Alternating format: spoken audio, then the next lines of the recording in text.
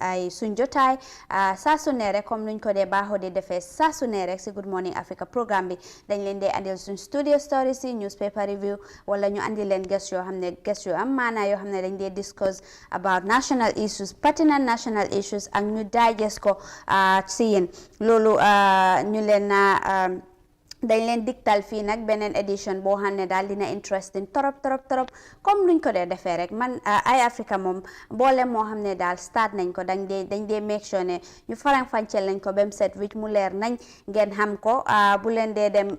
duñ leen dee bugg a bàyyi ngeen demee foog naa teg naa dañ dee make sure ne ngeen understand lu mbooleem loo xam ne daal génnee nañ ko si suñ ay news. Good morning viewers from Eye Africa TV. It's always good to be back on the Good Morning Africa program to discuss pertinent issues in the country and of course around the world. It's Monday, the first edition of the Good Morning Africa program. As you know, Monday, it starts from Mondays to Friday, and today we have very interesting stuff here because the Chief of Defense Staff of the Gambia Armed Forces, Yakuba Drame, ended his nationwide country tour. We will bring you that, and of course President Adama Barrow held a meeting with various chiefs and alcalos in the country. We will also bring you that, and of course the leader of the Gambia United Democratic Party also held a press briefing. We will also bring you those developments, these and more, coming on the Good Morning Africa program. So do stay tuned because it's going to be very interesting, like we always do. We always bring you matters that concerns you, but we always make sure that we break it down to the understanding of everybody. We don't just bring news because we want to bring news. We bring the news to make sure that we digest it for you. We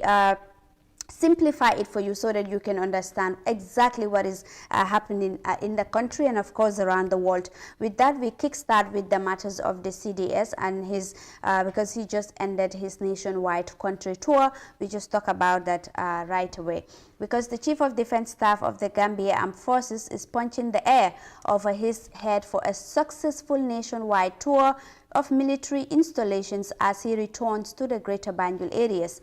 He began with a direct move to military comrades positioned in various areas in the provinces in the Upper River region, Central, North and Lower River regions, coming down to the West Coast region.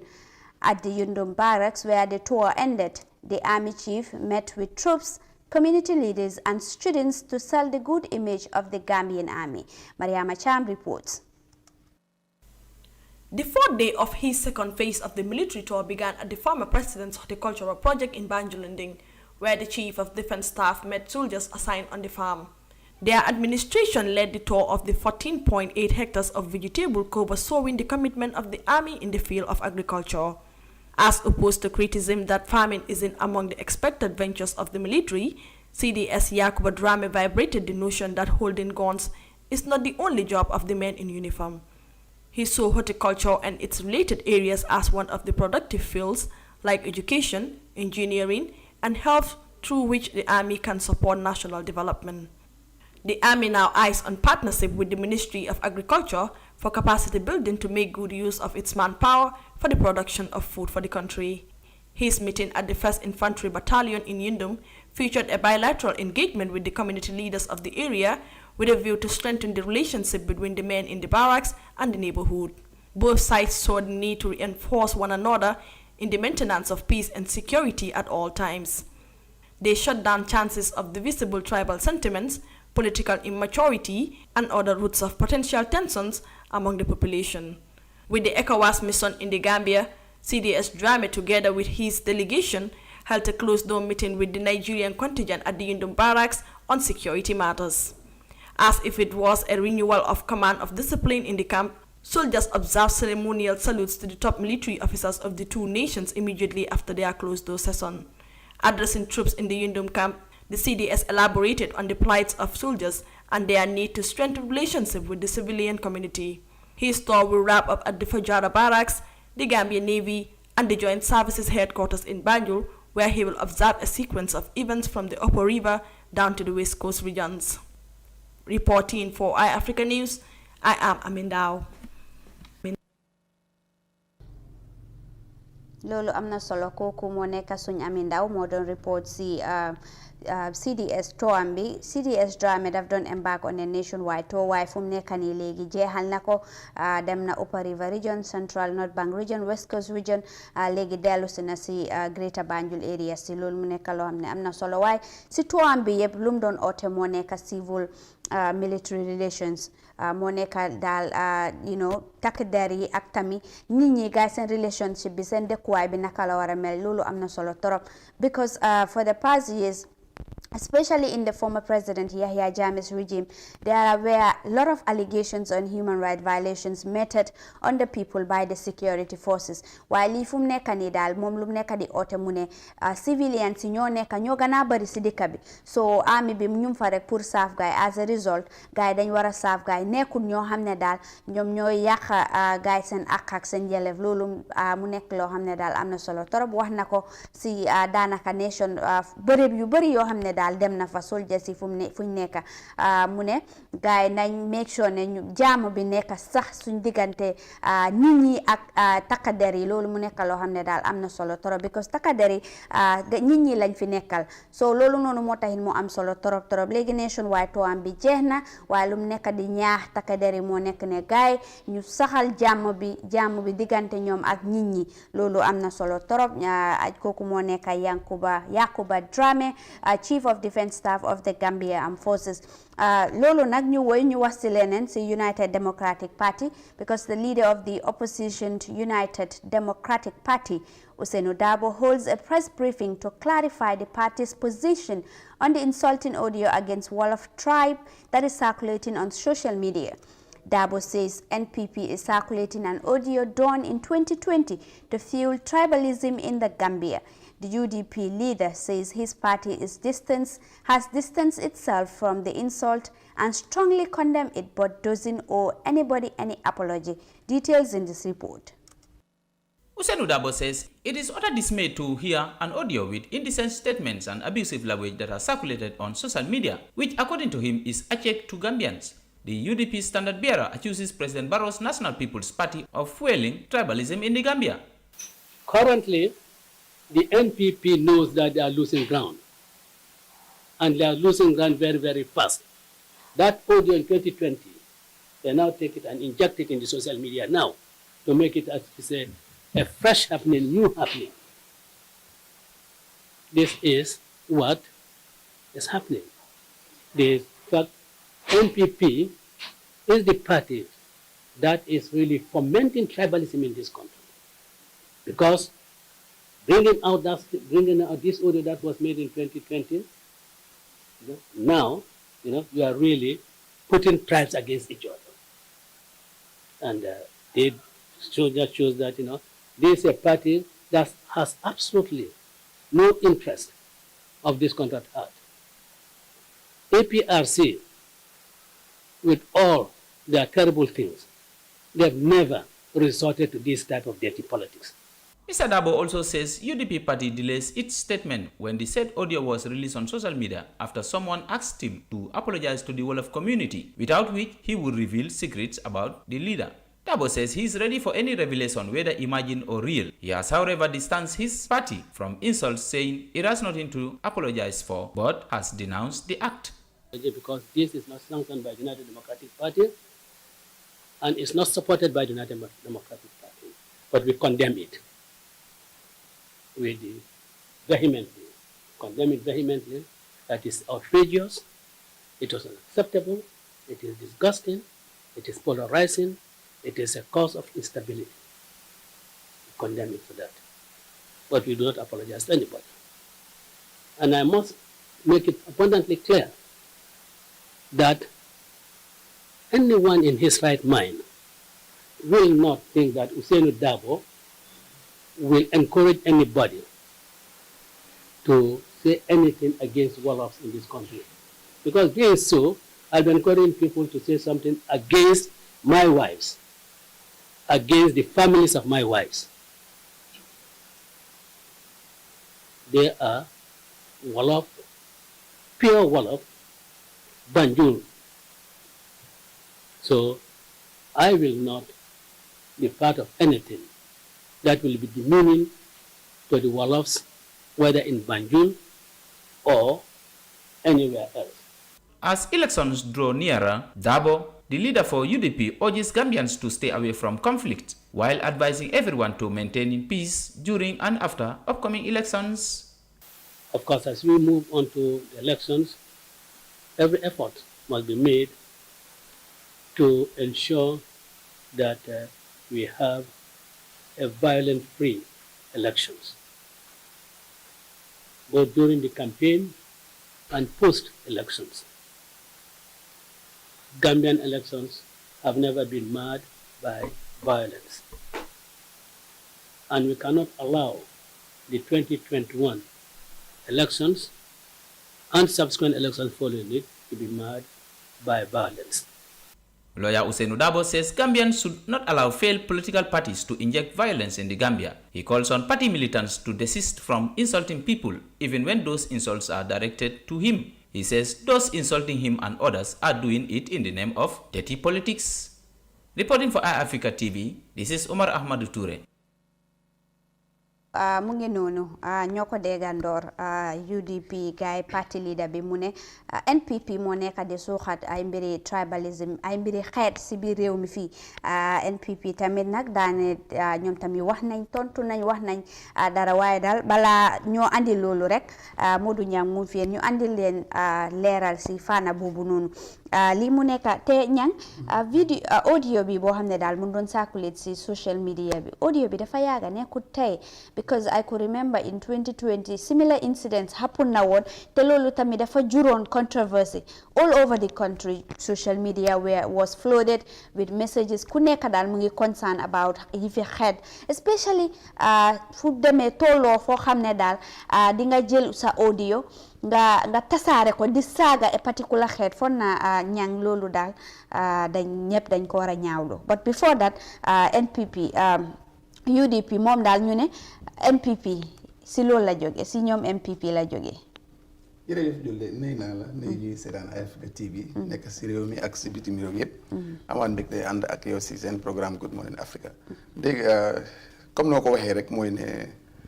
fan yi dégg neen ay audio bi def lu nekk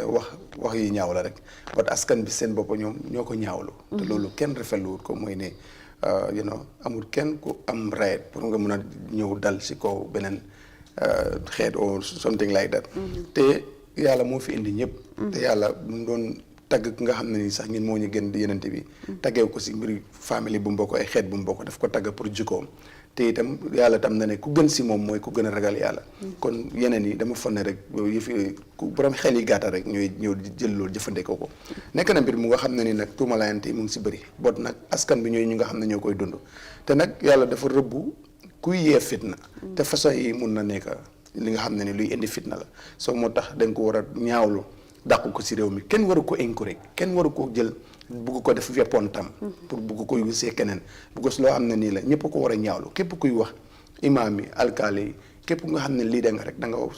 spécial yi ñuy dem si jumaa yi war nañ si def xutba ñaawlu li nga xam ne mooy xew ñu bari na ñu ngay wax mu ngi fi woon démb leen ko waxoon ak nu mu mënti demee askan bi moom naxarlu nañ ko méttilu nañ ko te Gambie léegi dafa toll fu nga xam ne ni amul ñoo xam ne jaxasoo si des si pool yi sëy neen ak ñeneen soo sëy ak joolaay ak sonte comme ça gars yi kay nekkatul wax sa léegi fu mu nekk famille boo dem UDP sa party leader bi Ousainou Darboe moom sa daan di wax ne mu ne ay jabaram yoo xam ne sa ay wolof lañ so moom du mun a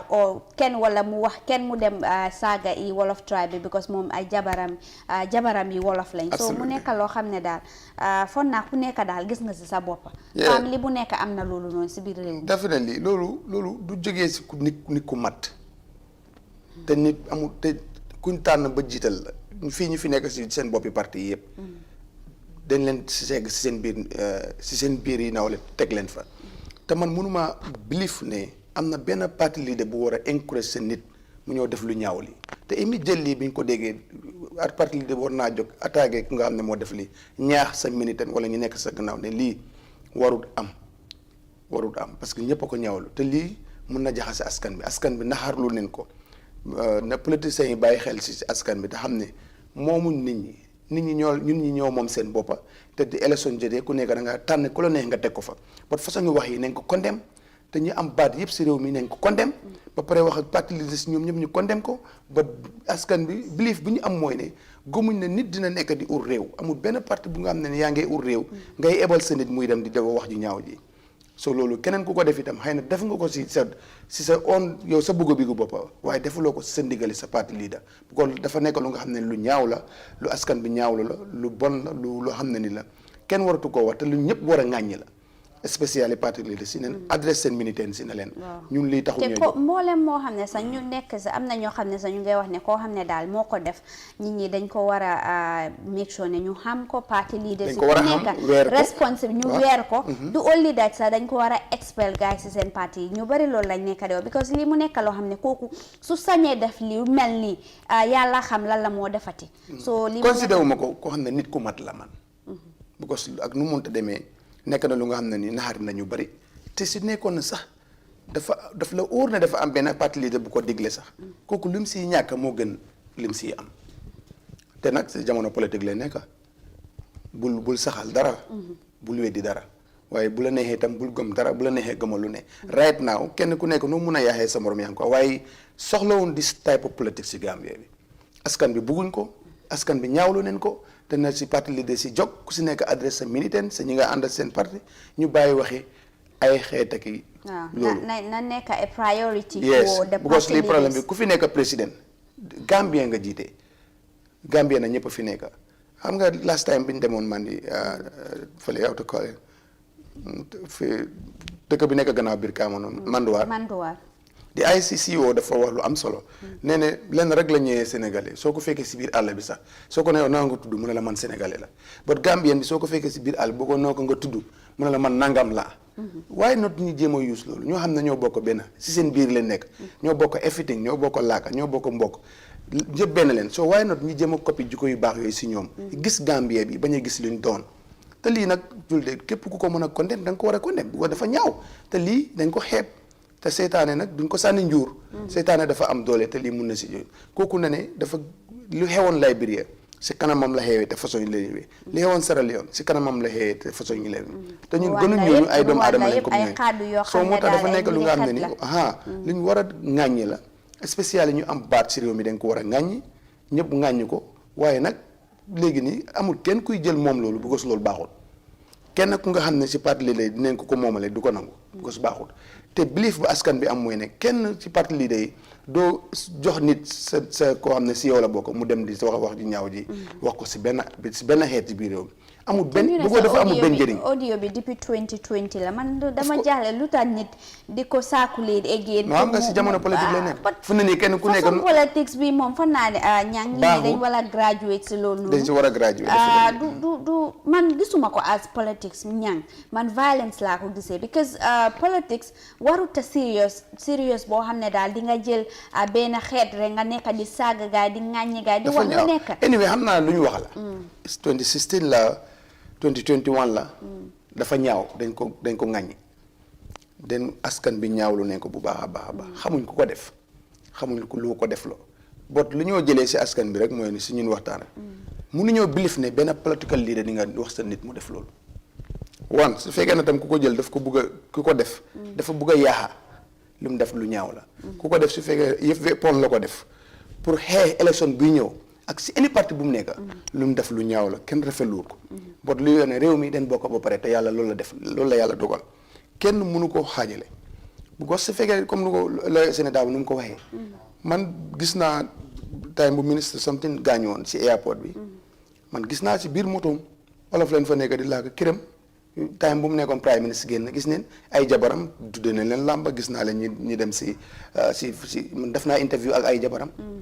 ñooñu olof yooyu leen war a génnee fii mu jeex këram soo fa demee dañ fa dee laaka olof nu mu gën a corrigé loolu du fi dee jee dangaa gis pël yoo xam ne sa kër pël yoo xam ne dangaa dem ay olof rek la ñuy laaka wala soose pël ñu bàyyi yëpp di laaka olof wala ñeneen bàyyi soose di laaka pël ñeneen bàyyi pël di laaka soose so loolu noonu warut a nekk ay problème te loolu dafa nekk man dama dee ruus sax pour tudd loolu ay xeet bi loolu nit ñi dañ ko war a ruus ñu bàyyi loolu ñu gis Gambien bi ñu gis ne diw Gambien la ñun Gambien leen ñun ñëpp ñu bokk réew mi te xam ne loolu la yàlla dogal te réew mi ëpp ku ne da nga judd fekk fi réew mi ku si ne sax sa maam dafa judd fekk fi réew mi te dañoo dem bàyyi fi réew mi dañoo dem bàyyee ko ñeneen so dafa war a rafet te nag yàlla dogal na réew mi yëpp askan bi benn leen ñëpp sayante neen ñëpp jëlante neen kon neen wax bu rafet parce que élection yi ngay jublu ñi bëgg a jël weapon ñëw def audio bi wala keneen a ko def ñëw def ko pour lan yaxal kii oo yaxal kale yaxaluloo kenn réew mi nga bëgg a yàq askan bi nga bëgg a jaxase te loolu nag du askan bi duñ ko may kenn pour nga ñëw di jaxase fekkalante ay boppi nit ñi ndax parti leadership te ay du am si bopp war nañoo alaaw façon yooyu noonu mais du sax pour even sax bilee mante di wax ne si kii la jógee si kii la jógee si kii la jógee fa julde responsabilité political party ñi ñaawlu lii ba pare adresse seen nit ñi ñu bañ a def lii ku bon nag dem di yaaxa di wax lu ne kooku mun naa dugg si roxu def lu ko ne fekk keneen yëgul ko ba right now lu askan bi ñaawlu la dëkkalewuñ ko benn kër nag waaye lu ku bon moo ko def lu bon la def askan bi ñaawlu neen ko den te kon dem neen ko ñaawlu neen ko ba fu mu em te kilifa yi borom baat yi imaam yi parti leader si yëpp neen adressé nit ñi ñu woon ne den war a gis nga nit ñi ñooy sonn rek waaye ku yàlla tànn na ko ba pare December 4 dañoo dem rek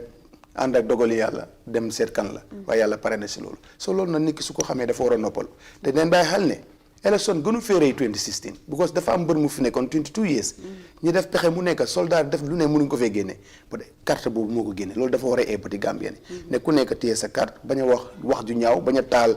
ay si dëkk bi parce que nag yow soo nekk duggee si biir gaal bul ñaan sa gaal sa ëmb bi mucc ñaanal gaal bi mucc sa ëmb bi mucc kon nga nekk si biir gaal bëgg a gaal gi di ñaan sa ëmb bi den su gaal gi sooxee yi ñëpp ñooy soox te kenn du egg si kaw garab di ko gor su bu garab bi daanoo yaag moom yéen a ànd soo Gambie gaal la ñun ñëpp ñu ngi si ne ku nekk jaww ñaan jàmm mu dem si tefes bi ak jàmm te nag woy gars yi nag lu ñu wax ñu ne woy wu nga xam ne dafa suuxal gaal duñ ko woy si bunti tefes de dégg nga lu ma la woy wuy suuxal gaal duñ ko woy si bunti tefes te nag luy yëngu nii luy raam ni si ñag bi la jëm te dañoo war jëmal si élection ne kilifa yu wax te xam na élection benn du fi gën a rëy 2016 te élection bi dafay passé leneen ñëw ñeneen ñëw mu fekk ñi fi ñeneen dem am na ñu nga xam ne duñu fekkee élection bi yàlla dogal na loolu ba pare soo su ko defee na rafet nañ ko teg si yoon teg ko si yar ak teggin bañ koo teg si ay bodante si ay xeet bu ko ñu ñëpp benn la Gambia yàlla dogal nañ amul xeet bu jëlul beneen morom mi xeetam soo neen forget about that roy si ñi nga xam ne ñooñu leen dendat muy Sénégal loolu wax ñoom sénégalais loolu moo leen ñor soo waaye nag ñu wax Gambia soo ñu génn si yéene waaye lu ñaaw la te ñoom kii pël la kii soosa la kii den war a ñu génn si daal benn kat wolof bi rek te Gambien bi tam julde am na right dëkk fu ko neex si Gambia bi am na right dugg fu ko neex Gambien am na right dugg fu ko neex time campagne si demee loi bi constitution bi jox na ku nekk nga dem si gox bu la neex def fa politique su leen nee ku fa ñëw bu leen génn waaye bu kenn daaxee kenn bu kenn saaga kenn ku fa ñëw bu leen dem si meeting am toog leen seen kër yi wala ngeen toog seen grand place su gisut kenn for civic education su gisut kenn dina paak bagage am mu dem liggéey bu rëy seen kanam te loolu lañ war a commencé léegi la te nag foog nit ñi nguur gi réew mi kilifa yi jël seen responsabilité luy raam nii bu mu dugg si biir ñag bi ñu yemale ko fi parce que su dul loolu nag du baax te yàlla nañu si yàlla musal waaye na ñëpp wax jàmm jox jàmm def ko te lu dul jàmm la génn am na solo ñang loolu am na solo torop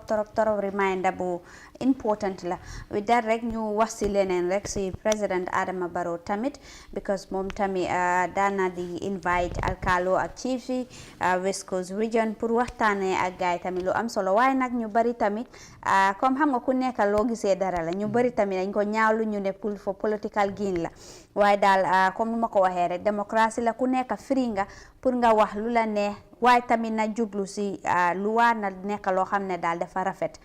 mu nekk loo xam ne am na solo torop so ñu woy rek ñu wax si loolu because President Adama Barrow during his meeting with local authorities including alkalo and chiefs from the West Coast region pledged to pay alkalos a monthly salary by 2022. The Gambian leader says alkalos are also part of the government and they should be paid just like any other government employee. Ndesise has the rest of that story. Ahead of the most anticipated December 4th presidential election, political parties in the Gambia are busy making promises to the Gambian people. In a meeting with the local authorities of the West Coast region at the State House on Saturday, President Adama Barrow urges the alkalos and chiefs to work together with his government in order to develop the country. the leader and the Secretary General of the National People's Party, vowed to pay monthly salaries to all alcalos in the country for their relentless service to the nation. The Alkalolu have been complaining about their payment issue, but I can tell you we have sat and discussed the matter, and I am confident that by 2022, Alkalolu will start receiving salaries in this country. We know that Alkalolu are important, they are doing great job, and they are working for the government. And anyone who is working for the government, including me, is receiving salary. So then why are Alkalolu discriminated? I want everyone in the Gambia to receive their benefit from the government. So we are discussing the matter, and it must happen. President Barrow says he is different to politicians who promised and failed. Saying anything he promised, he will make sure it is implemented. He urged the chiefs and alcalos not to allow anyone to intimidate them in the process of executing their duties. The National People's Party leader reminded the chiefs and alcalos about their positions and how important it is for them to support and loyal to his government. Woto altel mun doku nyoleti. Woto altel mun moleti melon ko altel man sakundale kono. Woto ni momom opposition ri nyimbanko Allah opposition woti. Alkalolu are part of the government, and anyone who is an opposition to my government should be an opposition to you as well. Someone who is opposing you, how can you support that person? It is like betraying yourself. No matter how educated you are, how big your position is, if you are not loyal, there is no use in holding that position. Loyalty is above everything. And the position you are holding as chiefs and Alkalolu is a very important position, if only you know your job and what to do. President Barrow also expressed delight over the visit by the local authorities in what he described as a sign of confidence for his party. According to him, this indicates that the people of the West Coast region are behind the National People's Party. As the countdown continues, NPP, like any other political party, is optimistic of sweeping the December polls. Reporting for iAfrica News, I am Daisy Cisse. Wow, mu ngi noonu. President Adama Barrow mu ne in 2022 dafa start di fay alkalo si ñang fu mu nekk ni ñang baalo teewu na fa woon moom tamit mu andil ñu leeral rek mu faram fàcceel ñu ko bem set wicc mu wax ñu loo xam ne daa report bi waxut ko ñang teewu nga fa woon kero alkalo si yaa ngi fa woon chiefs yaa ngi fa yeneen ministers yaa ngi fa nit yu bëri nañu woon foofu noonu lan la President Barrow lan la waxoon aside from lu mu waxati nii. waaw jotaay bu am solo loon boo xam ne demoon na si ñetti téeméer ak ñeent fukk ak ñetti alkaali 9 district juróom ñeneenti chief ñoom ñu ngi fa woon nit ñi bari woon nañ fa am na ñu nga xam ne sax ñëwoon nañ fa waaye nag li si gën a doy waar rek mooy benn alkaali bu jigéen moo fa nekk xam naa loolu di ngeen si dox ñaxtu moom foog mu am taxaw seetlu 343 alkaali benn jigéen moo fa nekk bu faaraato bi soo wax dëgg yàlla loolu war nañ ko bàyyi xel tam waaye am nga alkaalo nag donnante bi moom moo demee noonu mostly family bi rek ñooy nekk di continuer so loolu tax pour nga gis jigéen bu ko nekk dafa waaw moom kot moo fa nekkoon sax dinaa dem suñ dëkk sax ma jël alkaali bi suma loxo maam ak lis mu nekk ñaar ma jël ko waaw mu nekk ñaar waaw mu am solo ndaje bi yàlla dogal na ñu ngi fa woon iAfrica TV ñu ngi fa woon dégg neen ñu fa jël kaddu yëpp waaw amoon na nag dañuy tàng ku si mel ni jawriñ ji ñu dénk nga xam ne moo elif alkaali yëpp wàllu nguur gi ndaw gi Dramé moom tam jël na fa kaddu am na sax weddi tuuma yu bëri yi mu fa def na ko si ñoo xam ne si social media bi gis na ko moom tam bu mu jëlee kaddu wane na ne amul benn bun xatal bu nga xam ne def na ko benn chef wala alkaali te ñoom ñu ngi fi na kenn wax loolu wala mu folli nit si loolu la xam ne demeewut noonu yi fi am mooy ñu ku gaaña ku yooyu noonu or something like wala ku pension yooyu noonu waaye bunt xatalu benn alkaalo benn chief te loolu bu mu ko waxee na ne ñoom ñu ngi fi nañ leen laaj xam nga nag weddi moom gis bokk si kon loolu mel na ni moom lifi na am na lu mu gis social media bi weddi na loolu si ku ko dugaloon na ne kooku indiwut turam moom indiwoon na turam weddi ko ne loolu dara amut si président Barrow tam jëloon na kaddu alkaali yëpp jël neen kaddu mu ne ñu bëri opposition dañ leen di wax ne ñu génnee seen làmmiñ si politique te ne loolu mënul nekk bu ko alkaali local government ministre moo koy fal kooku si ron président si ron nguur la nekk chief président moo ko appoint kooku tam si ron nguur la nekk soo ñu ne ñoom mënuñoo génnee seen làmmiñ si politique nguur gu fi nekk la alkaali day àndat ñoom loolu leen wax ñoom alkaali West Coast nag ñoo fa nekkoon du Gambie yëpp de only West Coast region ñu ngi fa woon Governor Sané mu ngi fa woon ak député mi yëpp Suso ku dëkk Sukudono ñoom ñëpp ñu ngi fa woon soo wane neen alkaali yi wane neen ne ñoom ñu ngi ci gannaaw président Barrow because loolu moo fi amoon depuis ci Jawara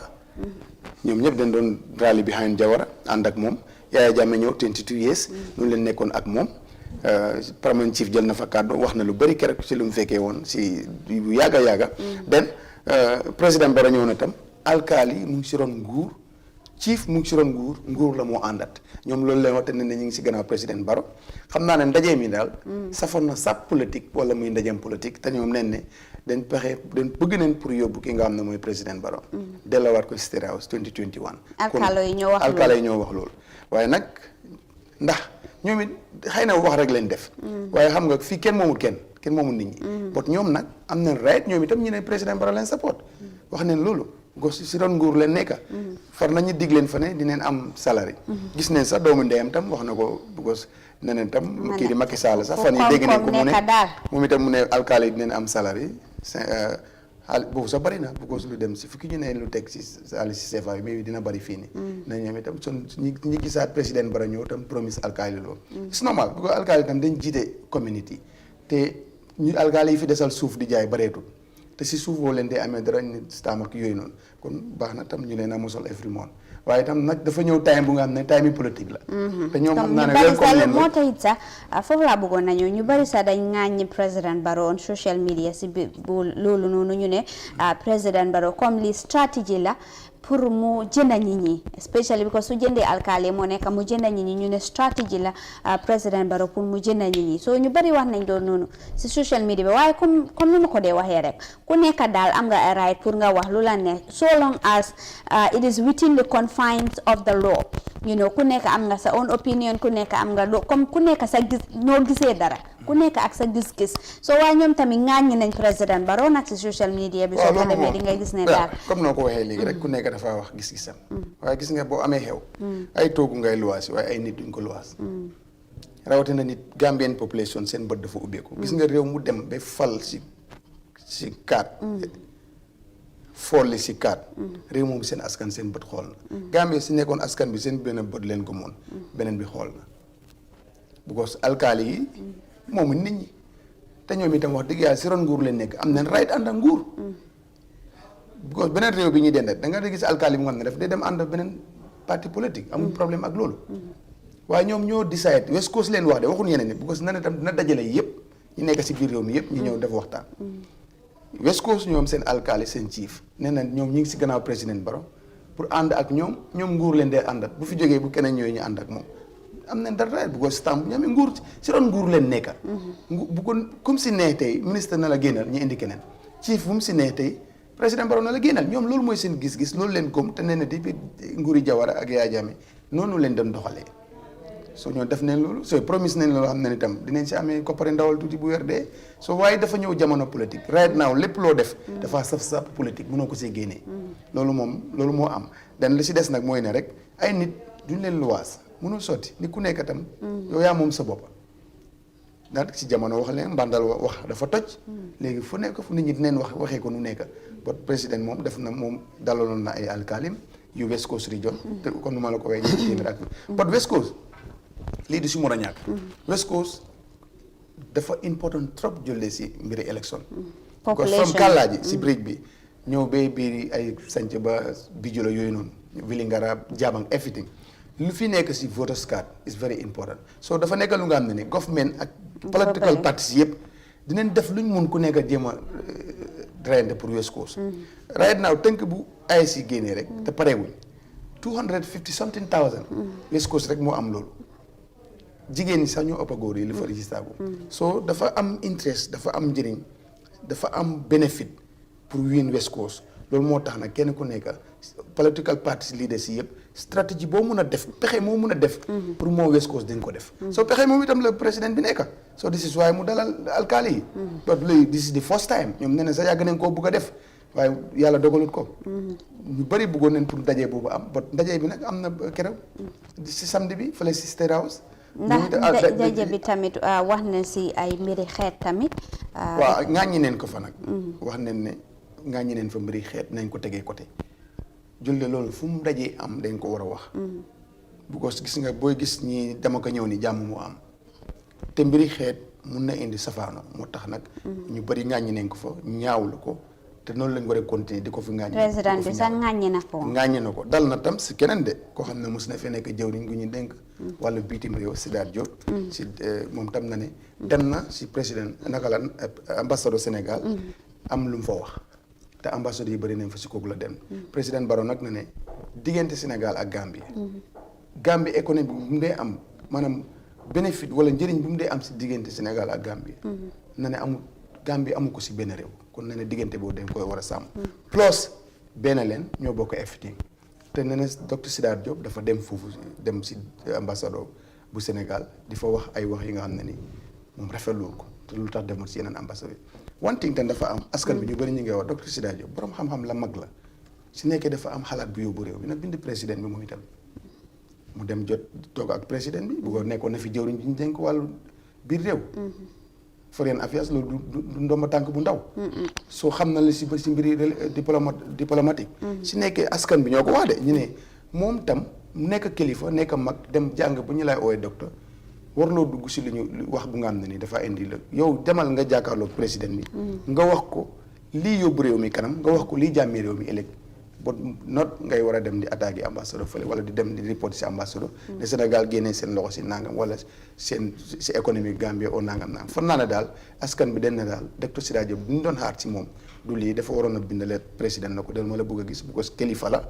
mag la te xam ne diplomate soo mu dem wax président bi soo loolu la askan bi ñu ne loolu leen doon xaar si moom waaye du dem di wax lu nga xam ne nii ki ne mun na ko jàngatee neneen nu mu la neexee soo loolu tam bokkoon na si ndax wax na kooku docteur Sidaat Diop lu mu wax ndax waxut ko dafa broche si surface bi rek non wax na because mu ne dafa dem si Sénégalais ambassade bi pour Sénégal génnee seen loxo si lu bari si mbiri Gambia xam nga loolu tam mu ne Sidaat Diop moo ko wax moo dem si Sénégalais ambassade bi wax loolu te xam nga loolu dafa xaw a doy waar si ko xam ne diplôme nga soo waaye lan mooy problème si li askan bi wax docteur Sidaat Diop mun ta dem gisee ak président bi laaj ko lan moo nekk si diggante Gambie ak Sénégal parce que moom nekkoon na fi foreign ministre xam na lu yow te kilifa la mag la te borom xam-xam la so why not ñu ne mu warta dem gis président bi after meeting bi ñu bëri ñu ngi ko wax bu ñu demee si biir dëkk bi docteur bi dafa waroon a bind lettre gis président bi toog ak moom waxal ko askan bi nee na borom xam-xam yu ñu bugg a mooy kuy xalaatal réew mi dem toog ak borom réew mi xalaat ko su ko deful nag nga génn ne waxoon naa ko président réew mi nag ñu ne den buggu magam waxoon naa ko waaye bëgguñu magam fogoon naa ko soo loolu la réew ak si foo munta nekk da nga am right pour bind président bi gis ko jox ko sa xalaat si liy yóbbu réew mi jox ko sa xalaat si li nga gis ne lii mu ngay dem te du yoon loolu responsabilité ku nekk la am nga right bi pour nga toog ak njiiti réew mi wala nga bind ko waxal ko lii spécialiste si koo xam ne sa maqaama dem na ba si docteur askan bi ñu ne li ñu koy xaar mooy mu dem toog ak njiiti réew mi xelal ko si dee mbiri diplôme dafa am sooxe si doxalin si ni ko Gambie di doxale ni moo xam ne néeg li leen si war def bëgg ku la jiitu si néeg bu leen dem moo lay wax fi ngaa toog njëkk na faa toog depuis président Jammeh mu ngi fa woon den soo kon soxla neen xalaatam si yu mel noonu donte le président bi laajit ko soo keneen ak keneen koo xam ne da nga am xam-xam si réew mi den di bul dee toog si media bi si social media bi di wax bindal président bi su la tontu nga dem wax ëllëg da ngaa mën a taxaw wax loolu nag du suma wax askan bi ñoo ko wax bu wax si grand place yeeg si marché yi yëpp li ñoo mooy ne borom xam-xam yi professeur si docteur si PhD bi maxaama yi yooyu anañu neen génn ñu wax te dañ war a dem force nag ku ñëw waxoon mooy neen dem gis président bi am na right xalaatal ko soo seet ndax nag luñ ko xalaatal dina dem waaw ñoo nekk technocrates yoo xam ne daal in every country daal technocrates yi ñoo dee tax réew mi mu dem si kanam because ñoom ñoo am di technical xam-xam bi ñoom ñoo ko am waaye ñang ñu delluwaat rek si kanam tuuti rek ñu wax si mbiri xeet because fu mu nekk nii daal moo nekk moo nekk si réew mi daal moo nekk foo munti dem rek dangaa dégg ñi di wax xeet dugg na ni génn ñi di wax lu ñaaw waaw soo ma sañee audio dama day ragal du ma ko dee bëgg a déglu dafa doy waar bi di ko réaliser su ma la waxee dëgg dafa ñaaw te man bëgguma déglu mbiri xeet am telling you dafa doy waar soo président bi nag nga ne daf ko ñaawlu waaye foofu lañ bugga nag nga wax ñu président bi exactly moom lan la wax si mbiri xeet non condamné na ko xam naa ne ñoom ñëpp yëg nañ luy xew condamné na loolu bu baax a baax te ñaax na nit ñi ñu génne seen xel si loolu parce que Gambie benn bopp la. te waxoon na salon lu nekk di xew fii daal. daanaka musut a xew si biir réew mi musut a xew si biir réew mi. soo loolu ñaawlu na ko te dafa war a continuer di ko ñaawlu moom. te itam nag jox nit ñi exemple boobu moom itam. teg ay ñooñoom si yoon tegu moom itam si yoon. si condamné mbiri xeet.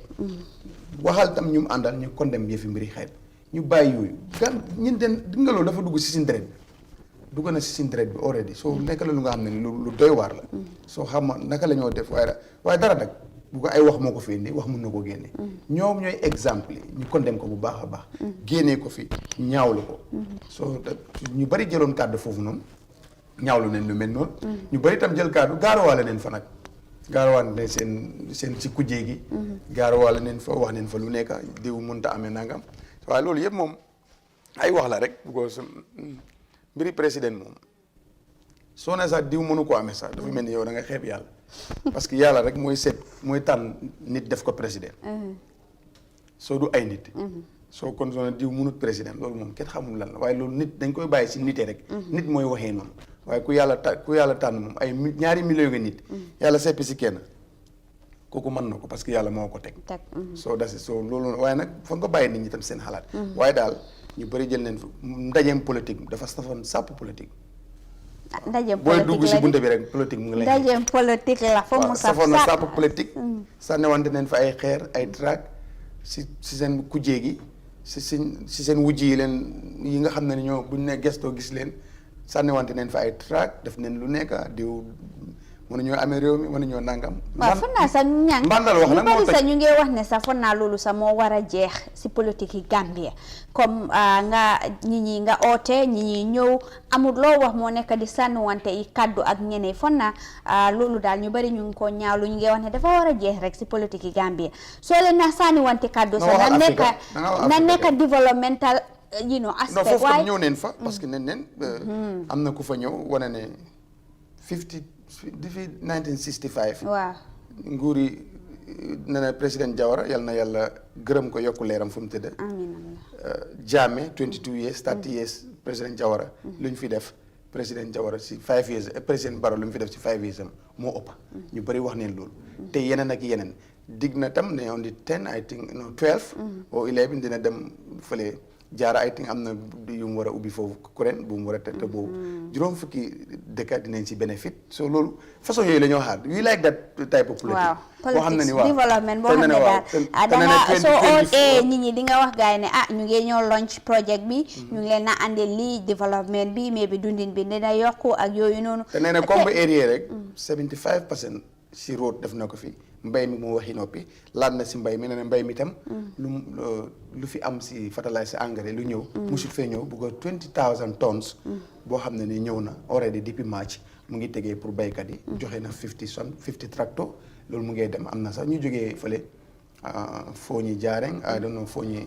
Bintang seen chief bi ñëwoon na ñoom ñëpp ñëw neen kooku sax nee na am nañ fa mbootaay bëgg neen ñu jox leen benn tractor pour bay si la nag wane na nag mbay mi li si nguuram def benn nguur mu su ko say def because 20,000 tonnes fertilizer already is in the country since March loolu ñu ngi tegee 50 tractors yi so loolu yëpp ak yeneen na ne loolu moom mbiri courant tam dem na ba xeer bu les foundation bu mu war a am ne xeer bu njëkk bi juróom fukki village dinañ si bénéfice te fii ba 24 or 25 mun neen wax ne Gambie yëpp dina daj ak courant we need that type of politique so loolu leen bëgga dañ ñoo promise teg xeer ba pare bëgg nañ politique booy demee di ubbi tam di dog ribon di sañ am na solo de waaw so dog ribon bi nag moo ñu gënal waaye nag dog ribon boo gis nag teg xeer la woon waaye yooyu yi askan bi façon yi politique boobu leen bëgga but not xasante fii ŋaañante fële lële nga doo lële soxlawuñ loolu askan bi ñoo ko soxlawul in fact because askan bi leen fi toogee seen wax la ñoo waxee dañ dee nekk si seen biir dégg li ñuy wax di laaj ak ñoom soxlawuñ loolu waaye bëgg neen daal ku leen a tegal foundation ku leen a exactly soo seetee tamit opposition si they are government in waiting ñoom ñoo nekk government in waiting so suñ amee plans yoo xam ne daal comme niñ ko dee waxee rek ku nekk rek mu fi pour ene Gambia bi dem ci kanam waaye ñoom nag comme su dee ne for example président Barrow moo nekk si helm of affairs exactly président nga gis Darboe mu ñëw moom moo nekk di leader of the United Democratic Party maybe mu am a plan o président Barrow mu am a plan te mu feel ne comme Darboe moo gën a am xam-xam foofu noonu o Darboe mooy mun a yóbbu project boobu noonu si kanam na ko jox because it's development but in normally na waaw loolu la nag in normally doo dee gis façon yooyu noonu in African politique comme opposition bi moom na criticize rek African politique liggéey bi doo ko dee jox sa waayam waaye sa waay nga ko dee jox te lu nekk jox ko waayam ak kemun soo bëggee jël docteur mu ñëw defal la fiite rek problème la day nekk soo loolu lay nekk waaw soo moo tax nag nguur gi tam askan bi am na lu bari luñ joyti si ñoom bu ko ñu ngee wax ne duñ dee wax dañoo xaar ba dajale ba bën a tëf nga door a génn wax askan bi yes su fekkee ne am na luñ tuumaal nguur dafa war a génn wax am nañ spokesperson am nañ ministre de communication am nañ everything ba ñooñu tey sax pour am leen si plateforme si c'est problème te ministre yi chief si yëpp ministre yi sa political appointment dañ war a taxaw di defend intérêt si réew mi di defend koo xam ne dafa wax bu ko xam nga wax lu du dëgg daf dee taal dëkk su nit ñëwee wax lu nga xam ne du dëgg si réew mi am na ministre bu mu responsible na kooku génn dajji ne lii du dëgg wala lii moo am ñi leeral ko si tegee ne ku génn wax dafa wax ne nangam dafa mis te loolu am nen wax ne loolu dafa am waaye lii am wala nii la amee ba yow toog ñoom dañ dee toog rek si seen biir office information bill bi mu fi xam naa dina façon yooyu noonu lépp léegi dina mën a génne suñ dëkk bi fii because access to information bill bi dafa nekk bill boo xam ne soo soxlee dara bëre boo xam ne daal soxla nga information mun ngaa dem foofu noonu te ku nekk nag mun naa am information du dem si loolu jullee parce que ministre yi yëpp nit ñi leen jiite woon fi ay nag yeeg yooyu ñooñu nit ñi ñoo leen ñu ngi si àll bi da nga war a génn di dem si askan bi di wax ak ñoom oo nga dem si plateforme si nga wax ak askan bi ba mun loo toog rek amul dara lu mën a sotte si sa biir office rek foofu xaatim kayit bi def kayit bi si trois li si des da ngaa dem si askan bi bu ko fii wax naa la ne ñi si bari xamuñ si ban ministre leen aaju xamuñ ko because da ngaa dem interview nga laaj yéen seen ministre bi am ngeen lan la góor la wala jigéen duñ ko xam so loolu ko regut kon ministre yi tam seen wareef dafa des te den war a génn defend dëkk bi ba pare di wax lu xew si dëkk bi su nit jëlee si social media wax lu du dëgg dañu war a ministre bu mu res kàddu googu si ministre bu mu jëm dafa war a génne leeral loolu si nekkee ne parce que soo leeralul ñu wax fi nga xam ne du dëgg mun naa taal dëkk bi da nga war a génn leeral ko si nekkee dëgg la da nga war a génn na lii dëgg la waaye lii ak lii moo tax su du dëgg nga ne du dëgg boo yow toog rek si AC bi aj weer yi ñuul si moto loolu taxul ñu fal fi kenn dañ war a génn dem si askan bi di wax ak askan bi wax lu xew si réew mi ba toog rek di fendiloo benn agenda di fendiloo kenn toog rek si sa office aj weer yi ñuul loolu mooy lan ñi nga jiite sax xamuñ la fii leen fi am ministre fii leen fi am gars yi driver ñu ne xamuñ seen ministre suñ ko gisee duñ ko xàmmee transport waaye xàmmee neen bu Sénégal bu ko si naka mun nañ dañ ko dee gis tali daf day dem si garage si loolu yoon la loolu yoon la driver yi seen ministre yi amee seen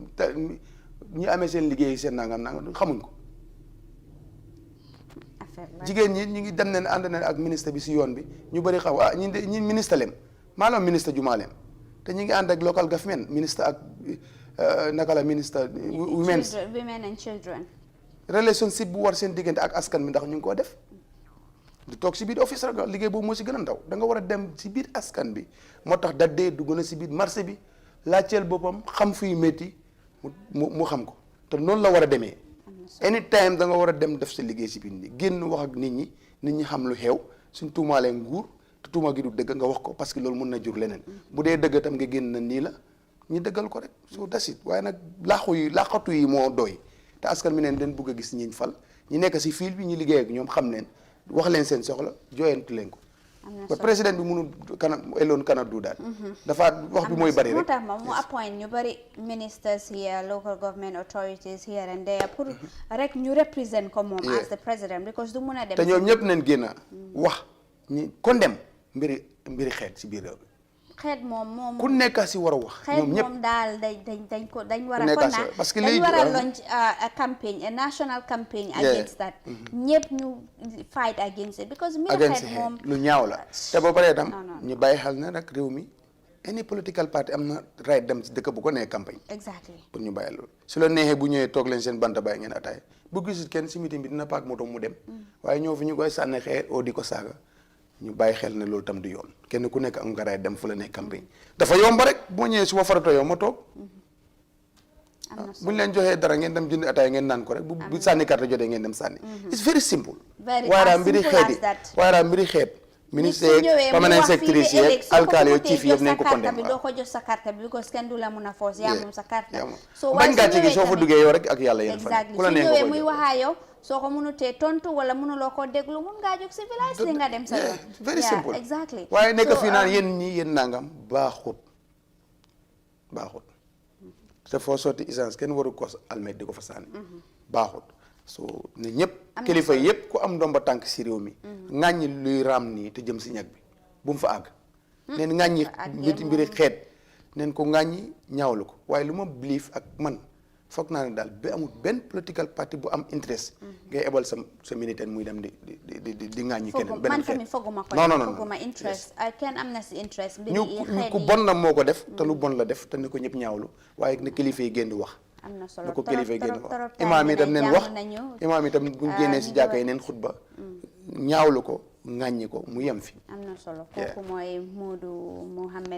Modou Moussa Ñang Baalo suma xarit bi jërëjëf loolu am na solo trop Ñang Baalo leer na madame Ndiaye Suwaare waaw yaay Ibrahim thank you very much gërëm nañ la di gërëm tam ñi doon seetaan Africa TV si réew mi ak di leen jégalu rek te xam na rek ñun askan bi leen fi toogal te li ñoo jëlee si ñoom leen a indil waaw te ñaawlu nañ luy xew te wax nañ ne na nguur gi di wax ñoom ñoo ko wax te na nguur gi dem si ñoom ñu xam ku si ne sa liggéey nga xam ban ministre moo ko aar waaye fii soo fi doon dem soo demoon si school di laajte te foog naa ne ceeñagun fi ministre yi bëri dafa naa vice rek leen fi ceeñagun ak something like that soo demoon di leen laajte kan moo amee wàllu nangam ak woo nangam ak nangam ñang jógee ceeñ de waaw dina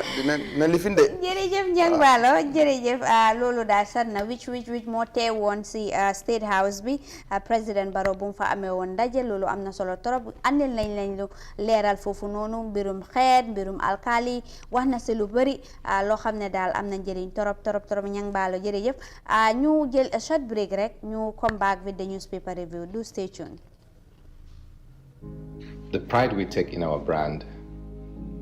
the work we put into constantly change the landscape and elevate real estate in the Gambia, it's compared to none. From inception, our goal was to add value to the beautiful Gambian landscape. That's why we are proud innovators of community estates. Kololi Sands is an exceptional piece of work, tailored for ultimate convenience and luxury,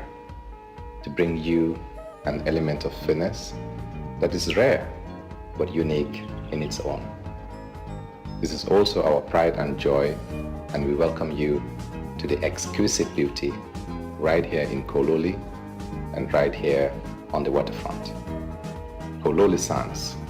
feel the ocean breeze at your doorstep. Our sun is running out. Our smiling coast is losing its beauty. Our women are losing their gardens. And our children are losing their future. Our communities infested with mosquitoes and crocodiles attacking and killing our children. Communities are in a state of devastation in exchange for new cities, new buildings, and new roads. Sand mining is not an alternative for the Gambia. Sand dredging is the solution. SMJ is a Gambian-owned company located at Denton Bridge. At SMJ, we dredge fine sand from sea without destruction. Sand dredged from sea is the best solution to keep developing our infrastructure to last a lifetime. SMJ is for a better future. Stop by Denton Bridge. Call us today on +220 277 7753.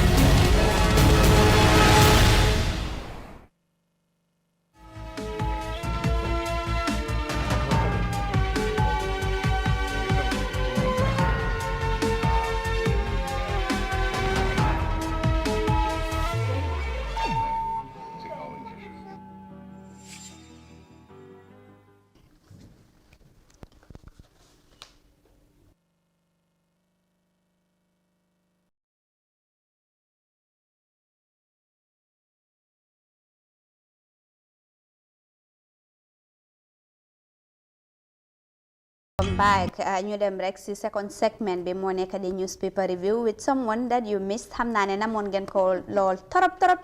daf ñu daw nag waa ñëwaat na namoon ngeen ko te man tamit nama naa ko woon torop madam Soxna Tunkara. Good morning. Julie dawma maa ngi nii ñëw na. It's been like almost 1 month ñëw ma fi, but I'm glad to be back with you here. Welcome back. Thank you so much. loo ñu amal tey si newspaper review. So on the newspapers tey maa ngi am ñetti newspaper from Foroyaa, The Standard ak Point newspaper. So Foroyaa la ñoo njëkk a dooree nag because on its front page we have UTG staff to end sit-down strike, and IEC chairman assures Gambians of free, fair elections, and lawmakers confirm Abdullahi Contest nomination into Armed Forces Council.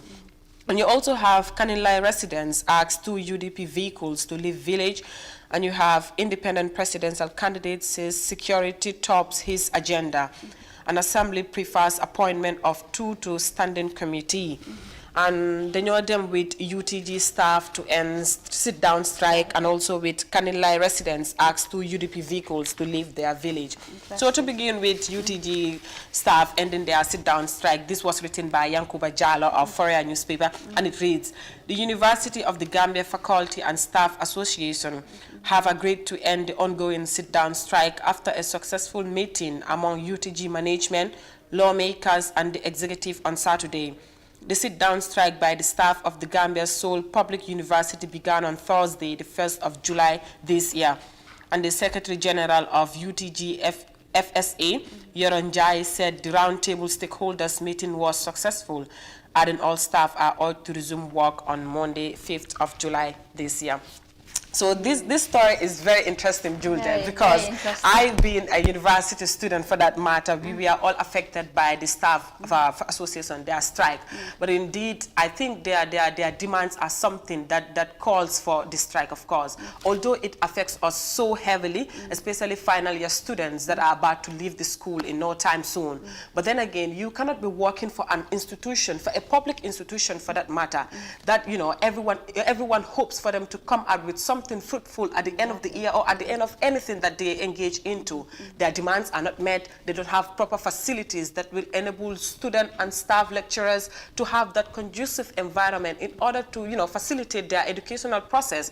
It is something disturbing. I wish they could have come up with another strategy that is not going to affect students. But then again, they came up with, you know, holding students as hostage in order to get their demands. Although they had the meeting, they have not yet started implementing some of their demands. But part of their discussions, part of their negotiation, they intend to fulfill the fulfillable ones that can be, you know, that can be done in short term, you know, depending on their agreement. So it is disturbing, but it calls for, you know, justice at the end of the month. And I think the students are the ones who are affected in this case, and hopefully, you know, they will just dialogue and then come up with a possible solution, for sure, or a long-lasting solution that will not affect the students, because studying for something and at the end of the day you realize that that particular thing you're not having exams and then you have to wait for another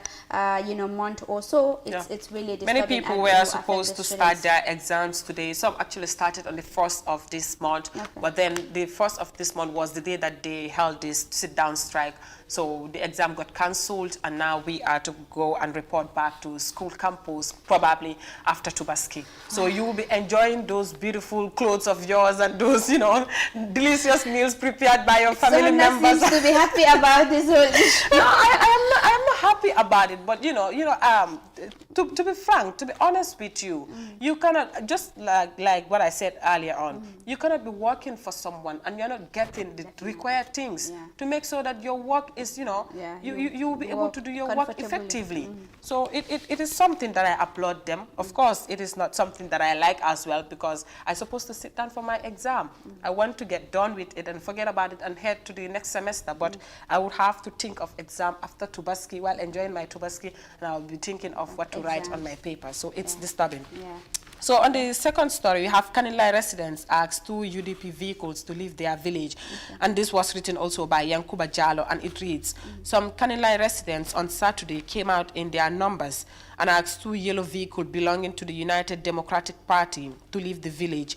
Videos circulating online showed that UDP's Deputy National Organizing Secretary, Ibrahim Adiba, was in one of the vehicles, and he claimed that he sustained injuries from the incident. Wow, unfortunate incident indeed. I was never expecting such to come from our lovely Gambia, but you know, it's so unfortunate. When I saw these videos online, I was so disappointed by my countrymen. I was never expecting that such will arise due to political affiliation, and this 4th December coming ahead and such things are happening. It is not something that is encouraging, Julde. It's not encouraging. It's not, honestly. The way our politics is rolling out is not encouraging at all, and we should all desist from such thing. We should not be carried away by our emotional, we should not be carried away by our political lines or sentiments. This is the Gambia for us. We rule this country based on how we want it to be ruled. But violence is never a way to solve a problem. Exactly. We have seen countries that have been engaged in violence. We have seen countries that have suffered from civil wars. Do we want to have that in the Gambia? No, we don't want to have that. We don't want to have that. So if we don't want to have that, there are mechanisms, there are procedures that we should take peacefully. And such thing is not a good example of following that peaceful line of getting our problems solved. Well, unfortunately, it has occurred, and then, you know, we just call on them to desist from such acts, and then, you know, it's something that will not help the country. It's something that will not help us as a people. So we just hope that, you know, they will take actions against these things, and then we make sure that we come December 4th, you know, we go and then cast our votes peacefully, go back home peacefully, and then await the results. And then at the end of the day, we all come back, come together, and then celebrate as one people, as one Gambia. And this is campaign time. So we expect each and every political party to go as wide as possible to sell your agenda. So you should not be restricted in a particular place because you are not their favorable candidate or you are not their favorable party. This is election time. So campaigns are expected in every country during elections. You must go out there and meet your people. Even though if the vast majority of those people inhabiting that village are not from your political party, but at least you might have that one person, and that one person deserves to listen to their fellow political leaders as well. So we should honestly desist from such and just let peace reign in our little Gambia. It's very important. Yeah. So for the Standard, I have Tamsir Jasseh to run for president, and you have police investigate Kanilai attacks on UDP team. This is all over all the newspapers basically in the country today. And UTG staff suspend strike after demands are met. These are making headlines as well. And GAM Petroleum declares 228 million profit. And you have Dr. Job explains UDP's visit to Senegalese ambassador. You also have UDP accuses NPP of fomenting tribalism. And you have CDS says army ready to go into agriculture. Indeed, something very important. And you also have Goodluck Jonathan Foundation orders asks Barrow to sign access to information bill into law. So we will just look at Tamsir Jasseh to run for presidency. This story was written by Olimatu Koka of Standard, and it reads, Tamsir Jasseh, 64, a former head of the Gambia Immigration Department who was jailed for complicity in the Ndu Cham plant coup d'etat, has declared his intention to run for president as an independent in the December 4th elections. A ceremony introduced his presidential ambition was held at Paradise Suites Hotel on Thursday. And according to Mr. Jasseh's theme, he will run under the Gambia, our homeland, tag. Interesting. Interesting times in Gambian politics. It's very interesting. We have a whole lot of political parties now. Yeah. We have a whole lot of political Sometimes parties. you even lose track of some of the political Exactly. parties and their leaders. I think this is it's a big tax, especially for journalists, to you know, tell the electorates as to the number of political parties that are in this country, and of course their manifestos and all that. We have a long way to go, and we have a big job to do. Right. Considering now the Gambia, we are having 18 to 19 political parties. And just looking at our population, 2.1 million people, and you have more than 15 political parties. They all want to run for presidency. Wow. December will be a very tough moment. Democracy is at work, yeah, for sure. and it's a laudable Democracy initiative that people, so many people are coming on board, you know, telling us their agendas and then the way forward for this country, which I think it's interesting. Although I would love to add something. You know, normally like we will hear these developed countries are so much engaged into politics, but it's rather unfortunate for African countries, especially the developing ones. We are so much politically oriented instead of being developmental oriented. We focus more on politics. Why not, even if we have only 5 political parties, let them come forward. Let them, you know, let them join hands and try to see how they can usher development to their countrymen. Then we have thousands of political parties that they all have literally the same manifestos, and we are not seeing any development. It's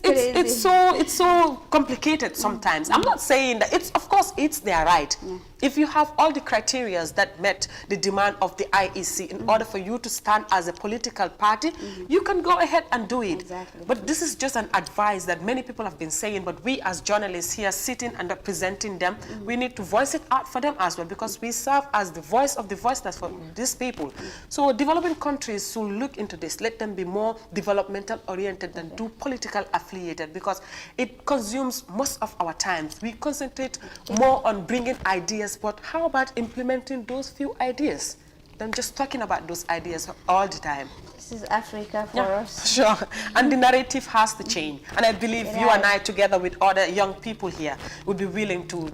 you know, the future is definitely bright. Yeah, for sure. It's bright. With the way I am seeing young people, the way they are vibrating in the political arena and also developmental aspects, I have hope. Especially for the Gambia. So our little Gambia. So for the point, you have UTG resolves differences, and you have Dabo condemns audio directed to Wolofs, and Barrow extols role of traditional leaders, and the Drug Law Enforcement Agency arrests 3 seized vehicles and suspected cannabis. You also have GRA gears up for latest technology. So we'll take a look at the drug law enforcement, and this story was written by Momodu Jao of the Point newspaper. It reads, narcotic officers in the Central River region have arrested 3 suspects and seized a vehicle and some quantity of suspected cannabis. The Point has learned. The suspects are currently under custody as investigations into the matter continues. Indeed. Recently, we have had a lot of reports regards to criminal activities that have been unfolding in the country, but then the security apparatus are not also relenting. They are literally gearing up all mechanisms to make sure that the country is safe, both in all aspects. And, you know, the police anti-crime unit and also the Operation Zero Crime, they've come up with, you know, sustainable things that needs applauding. So the drug law enforcement here is also, they have also arrested at least 3 seized vehicles with suspected cannabis. And their aim is for the Gambia to be free from drugs and crimes. Yeah. That's important. I mean, since the Gambia Police Force under the Operation Zero Crime campaign, since they initiated this campaign, a lot of arrests have been made by the police, the drug law enforcement officers, and of course, you know, it's very important that they're working towards that, especially drug. On the day, World Drug Day, the Interior Minister said that the Gambia is still very stable when it comes to drugs. Yeah, for sure. So that is something that, it's something that people really need to know, and it's something that people are looking forward to, considering the Gambia, how small it is, and it is a transit place in the transnational, arena. So it's very important for Gambia to know that we are very stable indeed, contrary to reports. Yeah, for sure. So before I will take your leave, I would just want to read these local sports, although it is not written on any of the front papers of these 3 newspapers. Musa Barrow was awarded the best foreign-based athlete of the year during the 11th edition of the awards night of the Sports Journalists Association of the Gambia, held at the iconic Sadauda Jawara Conference Center on Saturday. Musa Barrow won the award following a stunning performance for last year, which he scored 9 goals in 18 appearances for them during his first season. And meanwhile, Gine Bars won the Sports Personality of the Year as well. I don't know why this is not found on our newspaper. front pages. It's because not at the back page. Normally normally they bring sports news at the back page, but I think these are something, they are very outstanding. People should not just look at the front page and not find such things there. They should be on our front pages. These people are selling the Gambia at the international level. Many people know about the Gambia because of these people. So they should be put on the front pages as well. They deserve it, at least. Congratulations to them. Well, that's it for the Good Morning Africa program today. But before we leave, Sohna, thank you so very much. Say a rendezvous to our viewers, and then promise them that you will be coming more often on the Good Morning Africa program. Well, thank you so much for having me back here. And of course, why do you want me to make a promise for them if I'm not coming back very soon? Seeing you, they missed you and they want to see you. Don't worry, they'll be seeing me very soon. That's from Sohna Tunkara, and she said you will be seeing her often. And we just hope that she will be here. By the way, this week you'll see her. I'm not gonna reveal that, but this week you will see her definitely. Thank you so much, Sohna, for that newspaper review, and thank you so much for coming on board. We missed you so much on the Good Morning Africa program. Well, viewers, that's all we have for you in the Good Morning Africa program. Till we come your way tomorrow for another edition of the Good Morning Africa program. Do stay tuned and have a nice day. Bye-bye.